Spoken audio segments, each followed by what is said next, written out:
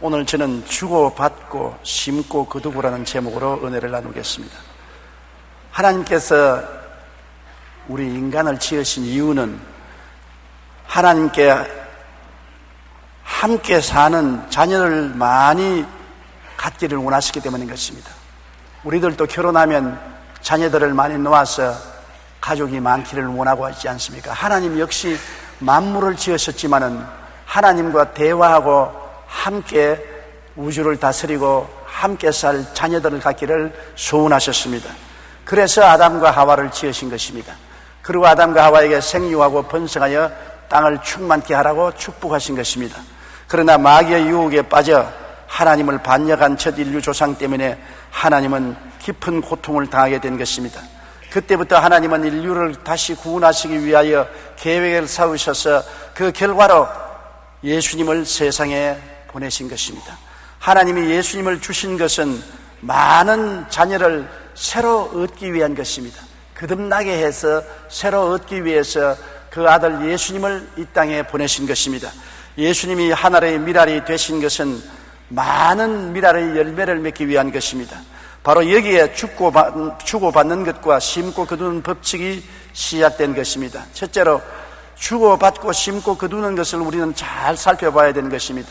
성경에는 누가복음 6장 38절에 주라 그리하면 너희에게 줄 것이니 곧 후이되어 누르고 흔들어 넘치도록 하여 너희에게 안겨주리라.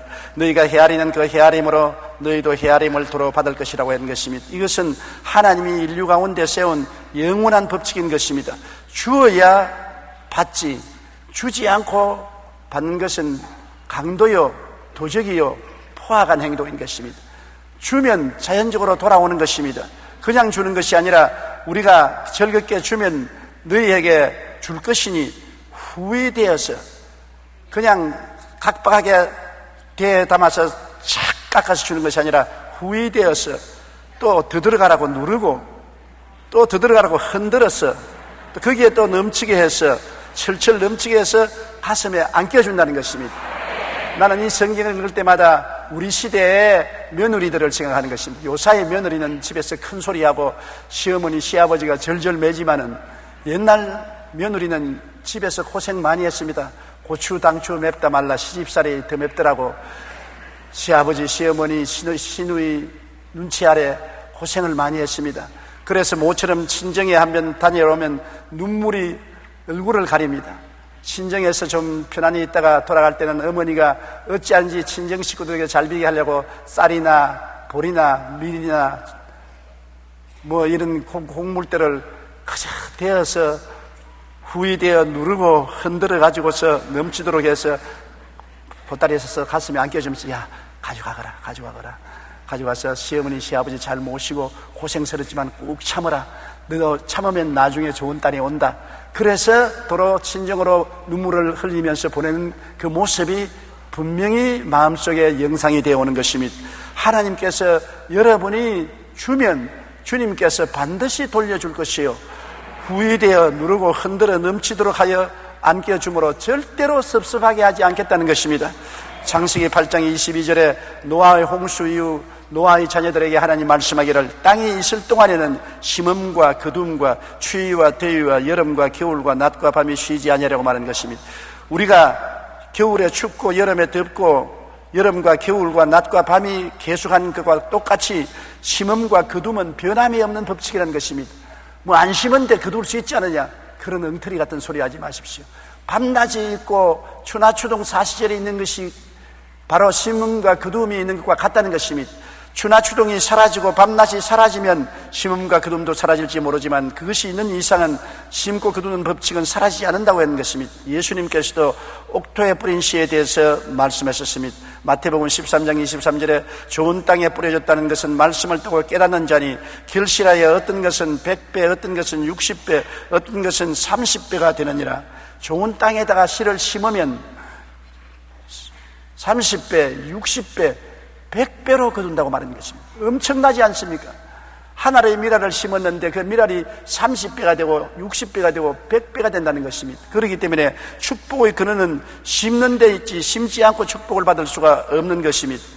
톰 버클리 보드는 CEO의 책꽃이라는 책에서 20세기의 몇몇 거부들의 성공 비결을 설명했는데 이들은 먼저 철저한 11조와 베푸는 삶을 살았습니다.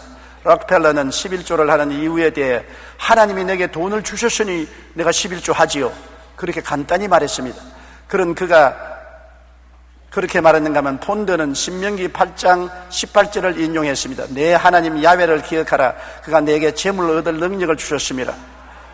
하나님이 재물을 얻을 능력을 주셨으므로 하나님이 주신 재물 중에 10분의 1을 바치는 것은 당연하지 않느냐고 말한 것입니다. 제임스 월비는 이렇게 말했습니다. 나의 성공 비결은 아주 간단합니다. 수년 전에 나는 사무엘상 2장 30절에 나를 존중히 여기는 자를 내가 존중히 여기라는 말씀에 의지해서 11절을 드려서 하나님을 존중하기 시작하자 하나님이 축복을 주셨다고 하는 것입니다. 미국의 실업가 하이드는 10의 구조를 드린 사람으로 유명합니다. 그는 한때 $10,000의 빚을 지고 9자녀의 생계를 걱정해야 했는데 그런 상황에서도 그는 무엇보다 먼저 철저하게 11조를 드렸습니다. 이후 하나님은 그에게 복을 쏟아부어 준 것입니다. 여러분, 이것이 바로 죽고 받고 심고 거두는 하나님의 법칙입니다. 하나님께서는 우리에게 주라, 그리하면 너희에게 줄 것이니 후회되어 누르고 흔들어 넘치도록 하여 안겨주라고 말씀하신 것입니다. J.C. 페니는 미국의 부호로 이름이 난 후 증권시장의 파동으로 재산을 잃고 병까지 얻어 병원에 입원했습니다. 병원에서 늘 고통과 불안에 떨고 있던 페니에게 어느 날 병원 예배실로부터 찬송 소리가 들려왔습니다. 잠시 후 성경을 읽고 기도하는 소리를 들으면서 그에게 새로운 인생의 계기가 일어났습니다. 페니는 당시를 회상하며 이렇게 고백합니다. 나는 찬송과 성경 말씀과 기도 소리를 들으면서 기적처럼 캄캄한 굴 속에서 서서히 햇빛이 비치더니 나중에는 온 굴 속이 밝아져 마치 지옥에서 천국으로 옮겨진 같은 느낌을 체험했다고 말했었습니다. 그리고 인생의 새 출발을 결심하면서 그는 너희가 대접을 받고자 하는 대로 남을 대접하라는 말씀을 그의 사업과 생활의 표로 정했었습니다. 재기한 후 그는 무엇보다 먼저 많은 헌금을 바쳐 플로리다의 은퇴 목사를 위해 주택 100동을 건축에 헌납했습니다. 그리고 이렇게 말했습니다. 어떻게 하면 많은 것을 많은 사람에게 줄 수 있을까 생각하며 감사하는 생활 속에 넘치는 복이 있음을 알았다고 했었습니다. 그래서 그는 나중에 백화점 왕이 된 것입니다. 예수님은 우리가 먼저 줄 때 후회되어 누르고 흔들어 넘치도록 우리에게 안겨주겠다고 말씀하신 것입니다. 그러므로 주고받는 법칙, 심고 거두는 법칙은 해와 달과 별들이 있는 이상, 밤과 낮이 있는 이상, 봄, 여름, 가을, 겨울이 있는 이상 변하지 않고 우리 가운데 있는 것입니다. 그렇기 때문에 우리는 항상 하나님의 법칙과 말씀을 따라서 살아야 하나님의 은총을 받게 되는 것입니다. 우리 새해 벽두부터 심고 거두고 주고받는 법칙을 우리 생활 속에 꼭 사용하게 되기를 주님 이름으로 축원합니다. 둘째로 신앙생활에도 적용되는 법칙인 것입니다. 성경에는 겨자씨 하나를 심어 큰 나무가 된다는 말씀이 있습니다. 마태복음 13장 31절로 32절에 또 비유를 들어 이르시되 천국은 마치 사람이 자기 밭에 갖다 심은 겨자씨 하나를 같으니 이는 모든 씨보다 작은 것이로되 자란 후에는 풀보다 커서 나무가 되어 공중의 새들이 와서 가지에 깃들이느니라. 겨자씨가 얼마나 작은지 여러분 아시지요? 중동에서 겨자씨 하나를 가지고 온 선교사님이 그 겨자씨를 병에 담아서 제게 보냈습니다. 제가 그것을 보고 깜짝 놀랐습니다. 겨자씨가 먼지와 같은 것을 보고 놀랐습니다.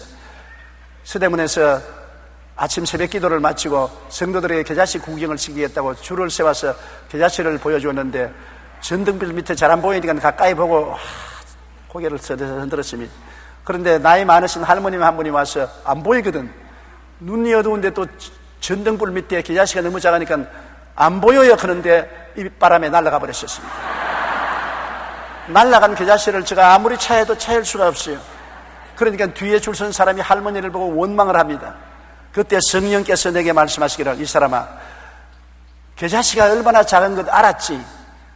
그러나 너 믿음이 저 겨자씨 하나만 있어도 이 산들을 명하여 저 바다에 던지려도 된다. 믿음이 크고 적은 것을 탓하지 말라. 믿음을 사용할 줄 알아야 된다. 이런 교훈을 하나님께서 제게 주신 것입니다. 여러분, 우리가 천국의 법칙을 알아야 되는 것입니다. 겨자씨만한 것이라도 심어야 돼요. 안 심으면 아무것도 돌려줄 것이 없습니다. 겨자씨라도 심어야 이것이 자라서 하나님 나라 법칙은 큰 나무가 되는 것입니다. 우리는 믿음의 씨앗을 심고 크게 거둘 것을 기대해야 되는 것입니다. 농부가 밭에 아무 씨앗도 심지 않고 논두렁에 앉아서 밤새도록 철야기도 하면서 곡식을 많이 추수하게 해주시옵소서 기도해도 소용이 없습니다. 하나님은 심어라. 그러면 심은 것을 복주어 30배, 60배, 100배로 축복해 주겠다고 말씀하실 것입니다. 갈라디아서 6장 7절로 8절에 스스로 속이지 말라. 하나님은 업신여김을 받지 아니하시나니 사람이 무엇으로 심든지 그대로 거두리라. 자기의 육체를 위하여 심는 자는 육체로부터 썩어질 것을 거두고 성령을 위하여 심는 자는 성령으로부터 영생을 거두리라. 여러분, 우리가 이 세상에 살면서 실제적으로 씨앗을 심는 것과 함께 우리의 행동도 씨앗인 것입니다. 우리가 부정과 불의와 불결과 나쁜 행실로 심어놓고 난 다음 입 닦아버리고 아무도 못 봤으니 내 행동이 드러나지 않을 것이라고 생각하는데, 하나님은 우리 행동을 씨앗으로 보시는 것입니다. 우리가 아무도 안 보는 데 심어놓아도 그것은 열매를 맺게 되는 것입니다. 아무리 안 보는 데서 밭을 갈고 씨를 뿌려도 그 씨는 싹이 나고 열매를 맺고, 만 사람이 보는 앞에서 밭에 씨를 심어도 그 씨는 싹이 나고 잎이 나고 열매를 맺게 되는 것입니다. 우리의 삶의 행동에서 육신의 정욕, 안목의 정욕, 이 세상 자랑을 따라 심어놓으면 반드시 환난과 고통과 괴로움으로 거두게 되는 것입니다. 원망할 것이 없습니다. 내가 심어놓은 것 내가 책임지고 거두게 되는 것입니다. 하나님이 용서해주고 사랑해 주시지만은 용서와 사랑과 거두는 것은 다른 것입니다. 용서와 사랑은 하나님께서 잘못했음에도 불구하고 우리를 다시 재기할 수 있도록 허락해 주시는 것이지만, 심은 것은 거두어야 되는 것입니다. 콩 심은 데 콩 나고 팥 심은 데 팥 나는 것입니다. 그와 같이 우리의 행동도 우리가 미워하고 싫어 분노하고 질투하고 사람을 못 살게 굴고 잘못 심어 놓으면 그것이 내게서 떠나가고 난 다음에 내게 안 돌아올 줄 같아도 나중에 반드시 돌아옵니다. 큰 나무가 되어서 돌아오는 것입니다. 나중에 큰 환난과 고통과 괴로움으로 돌아오는 것입니다.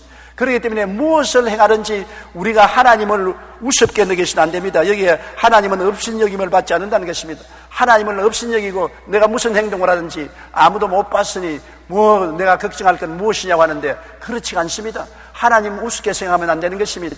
하나님의 법칙이 우주에 있는 것입니다. 내가 심은 대로 거두게 되는 것입니다.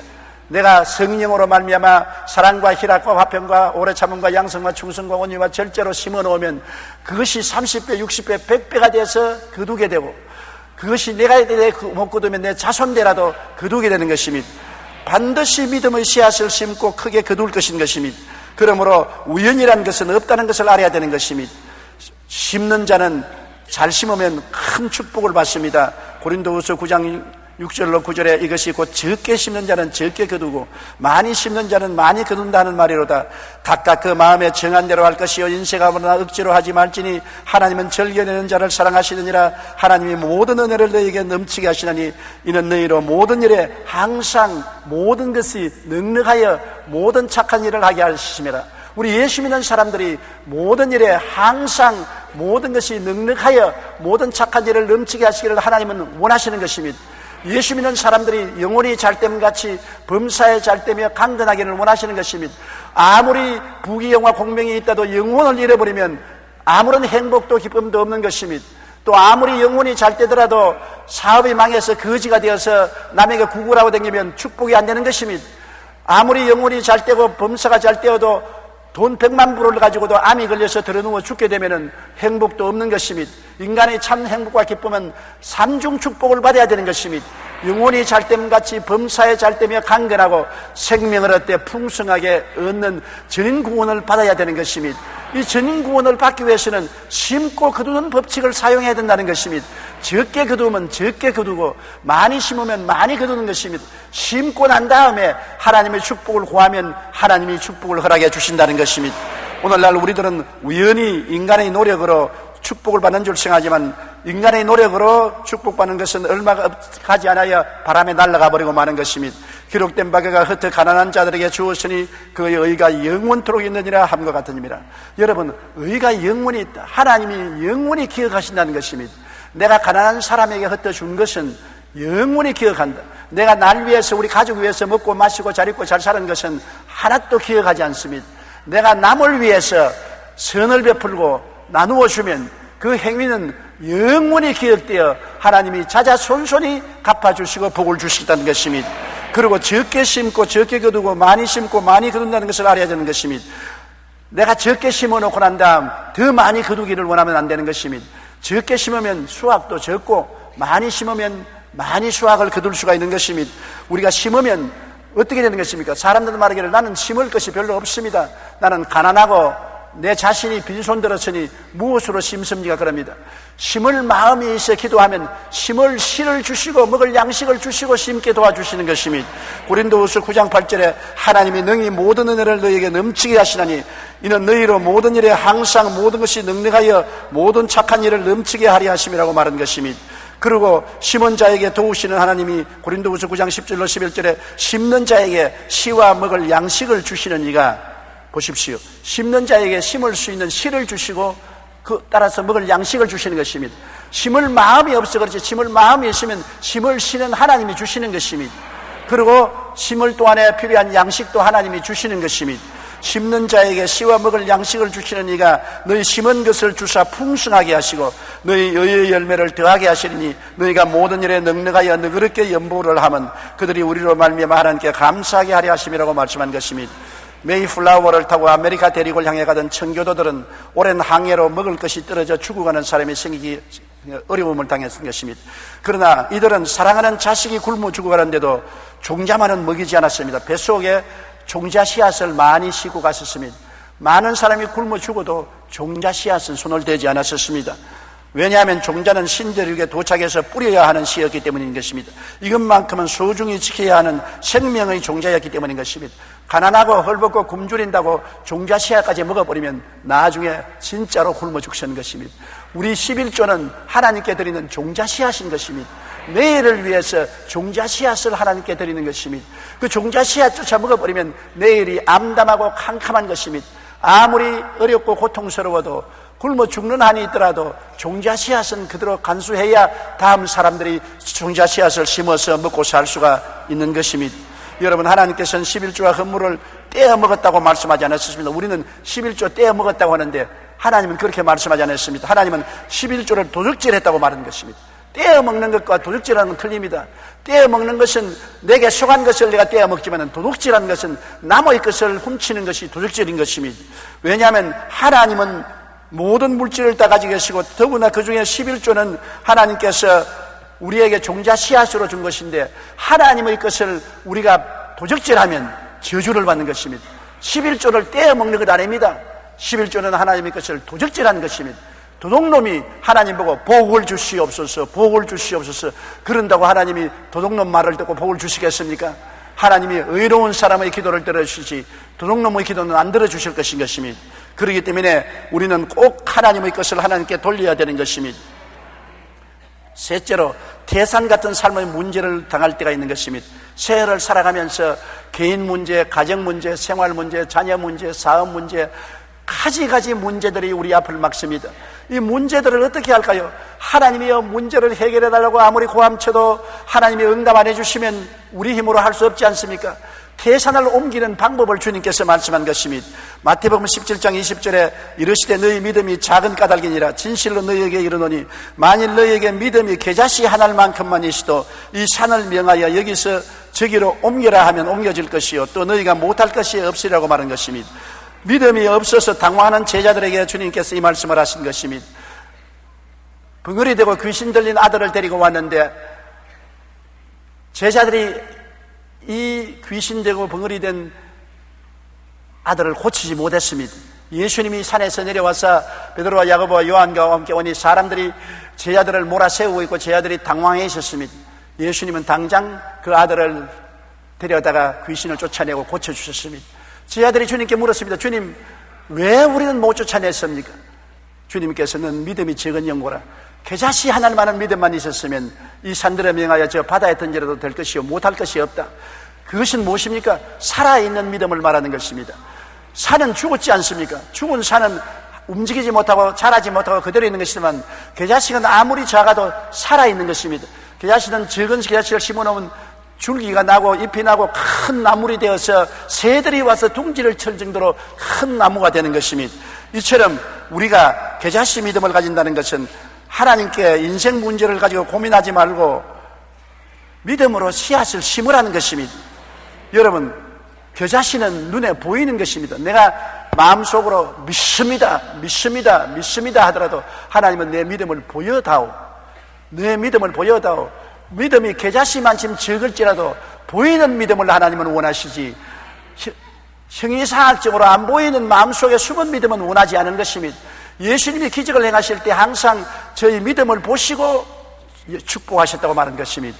그러므로 요한복음 12장 24절에 내가 진실로 진실로 너희에게 이르노니 하늘의 밀이 땅에 떨어져 죽지 아니하면 하늘 그대로 있고 죽으면 많은 열매를 맺는다고 했는데, 하늘 미랄이라도 심어야 기적이 일어나는 것입니다.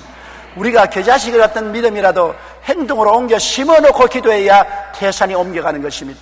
그냥 태산만 보고 물러가라 하나님이 여기 태산이 물러가게 하여 주시옵소서 하면 안 물러가는 것입니다. 왜?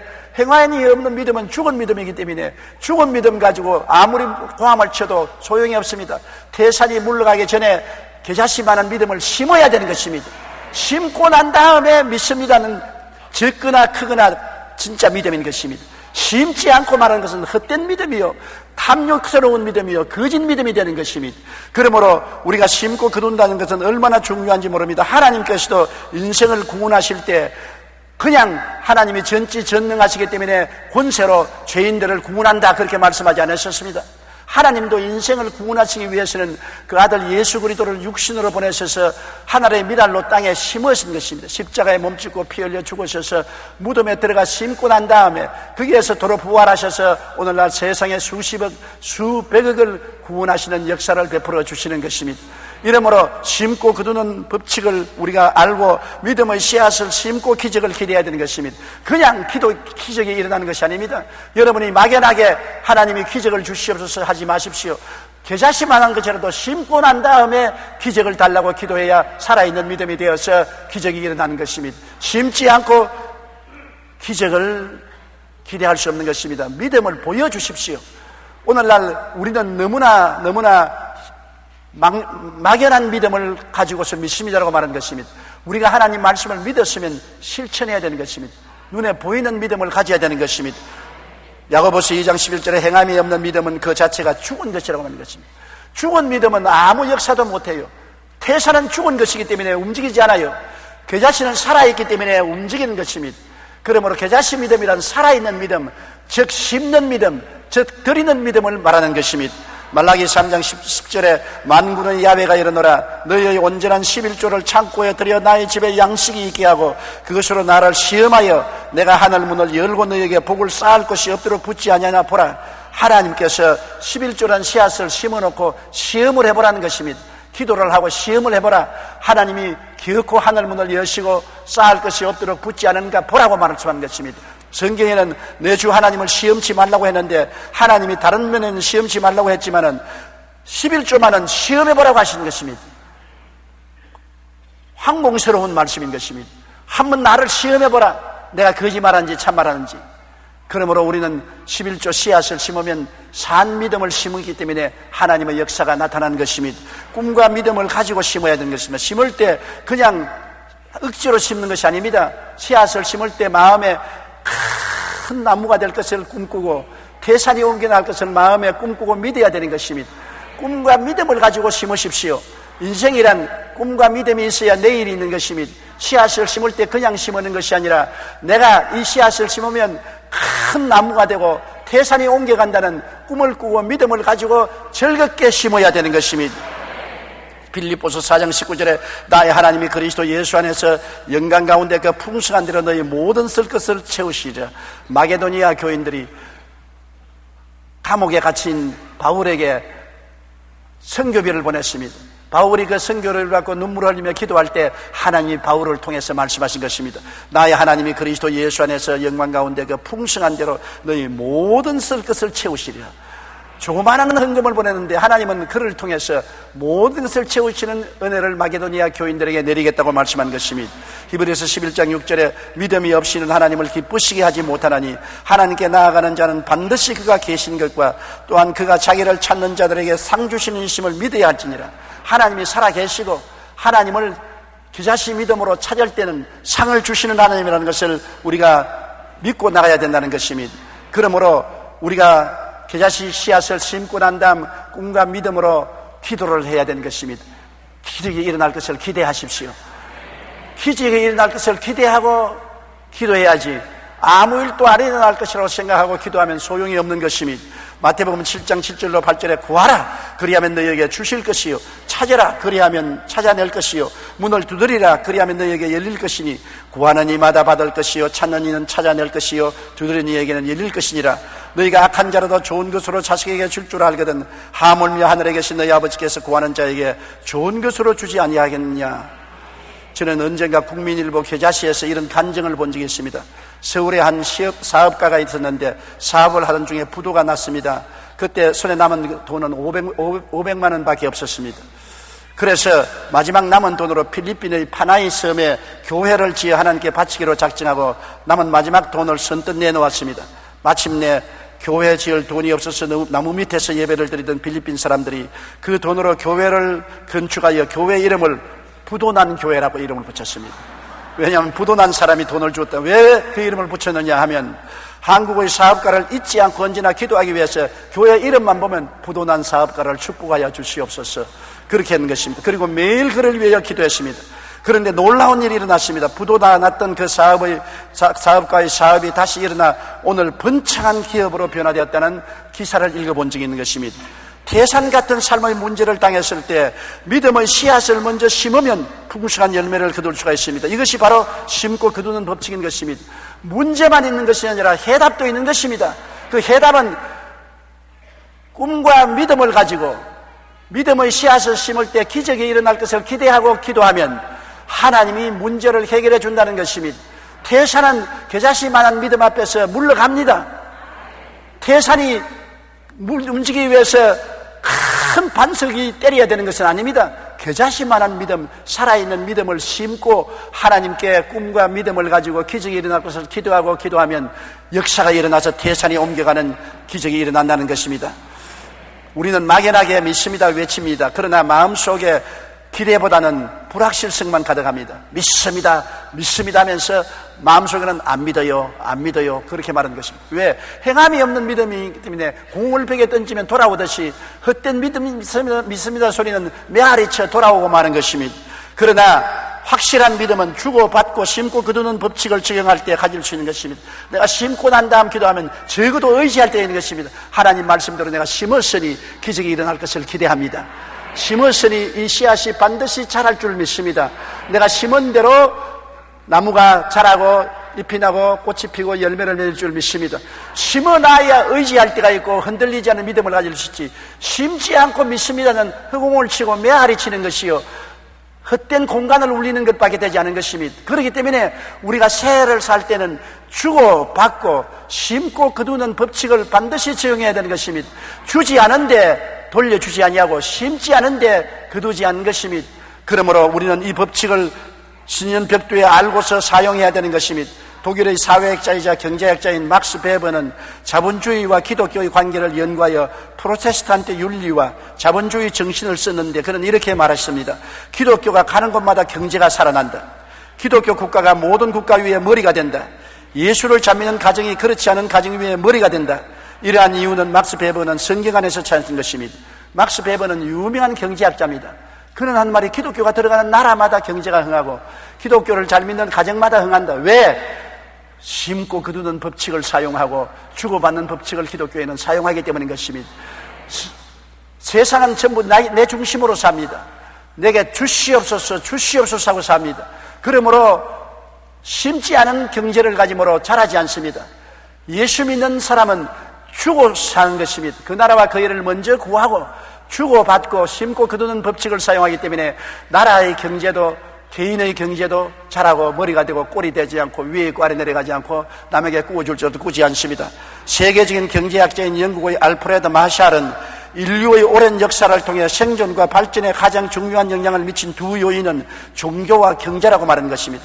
그러면서 교회가 건강하고 사람을 살리는 사역을 하고 어려운 사람을 돌보는 일에 관심을 가지기 시작하면 경제도 건강하게 되어 자연히 국가 경제가 성장하여 그 나라와 민족이 순탄하게 된다는 것입니다. 여러분, 우리나라 교회는 어떻습니까? 욕심이 너무 앞서서 남을 주지 아니하고 남을 생각하지 않고 남을 돕지 않습니다.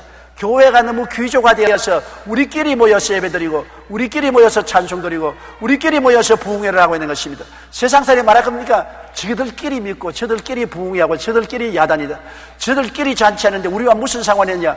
그래서 세상이 오늘날 교회와 성도들을 손가락질하는 것입니다. 우리끼리 하는 데는 아무 소용이 없는 것입니다. 우리가 함께 기도하고 함께 은혜를 받고 함께 힘을 모아서 밖으로 나와 병들고 죽어가고 소외되고 불쌍한 사람들을 도와야 되는 것입니다. 그럴 때 축복받는 것입니다. 이것은 성경만 말하는 것이 아니라 종교학자가 그렇게 말하는 것입니다. 건강한 교회는 살리는 사역을 하고 어려운 사람들을 돌보는 일에 관심을 가지기 시작하면 경제도 건강하게 되어 자연히 국가 경제가 성장하여 그 나라와 민족이 순탄하게 된다고 말하는 것입니다. OECD 국가 중 상위에 속하는 미국, 스위스, 덴마크, 스웨덴, 독일 등은 대부분의 기독교 국가임은 이를 잘 증명합니다. 왜 그렇습니까? 하나님이 높이는 개인과 민족은 망하지 않습니다. 우리가 이 땅에 살면서 심고 거두는 법칙은 자연적인 법칙이요 영적인 법칙이라는 것을 알아야 되는 것입니다.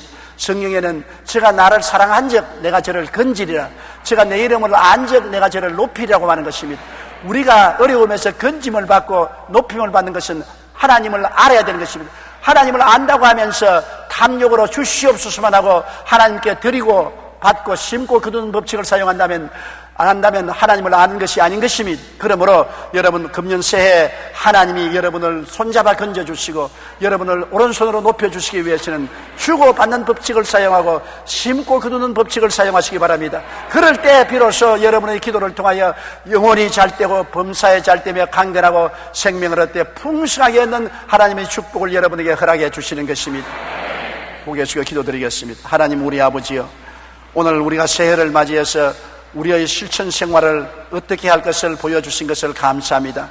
아버지여, 예수님도 자기 생명을 주시고 난 다음에 많은 생명을 건져주셨은 것입니다. 하나님도 아들을 심으시고 난 다음에 많은 생명의 열매를 거두셨습니다. 내 아버지 하나님이시여, 이것이 밤낮의 법칙과 같고 봄, 여름, 가을, 겨울의 법칙과 같이 심고 거두는 법칙은 영원한 것이옵니다. 내 아버지 하나님이 영원한 법칙을 거역한 개인과 나라는 망하고 이 영원한 법칙을 순종하는 나라와 개인은 흥합니다.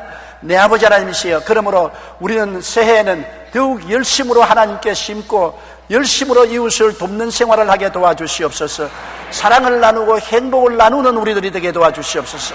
그러면 우리에게 더 큰 사랑이 오고 더 큰 행복이 온다는 것을 알게 도와주시옵소서. 주라, 그리하면 돌려줄 것이니 곧 후회되어 눌러 흔들어 넘치게 해서 너에게 안겨주려고 하신 이 말씀을 잊지 말게 도와주시옵소서. 남에게 대접을 받고자 하는 먼저 남을 대접하라고 하신 이 말씀을 잊지 말게 도와주시옵소서. 심고 거두는 법칙을 잊지 말게 도와주시옵소서. 예수님 이름으로 기도드리옵나이다. 아멘.